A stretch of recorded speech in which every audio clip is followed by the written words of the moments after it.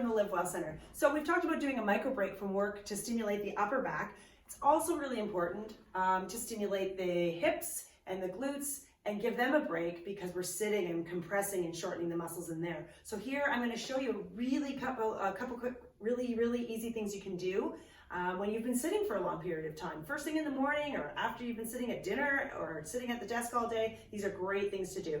I give my patients all the time really simple things. Just hip swings, basically. You just stand, you balance yourself on the counter or your bed or your dresser, and you're just swinging. The whole idea behind this is that you're taking that hip joint, it's a really simple joint, and you're lubricating it. You're sort of pumping all the nutrients in and the garbage out. So you're just swinging. You can swing this way, you can swing side to side. It's a little harder because it gets a little bit more jammed, but just lots of swinging. Switch sides, switch to the other side. Lots of swinging. It really helps give the nutrition that hip joint so desperately needs.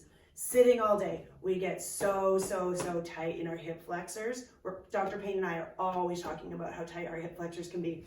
And you can stand there. You don't have to have a fancy gym or a mat. You don't have to be in fitness clothes. You can basically do an abbreviated lunge where you're just leaning forward. You bring your hips forward and you can feel a stretch. If you want a deeper stretch, just raise your arm. Just feel around where you need that stretch. This muscle is a super long muscle, so you can arch back, you can lean forward, you can stretch up. Really work those hip flexors. It's really important.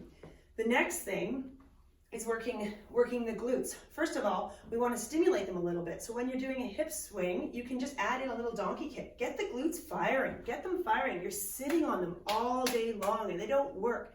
So important for our spinal health to have healthy working glutes.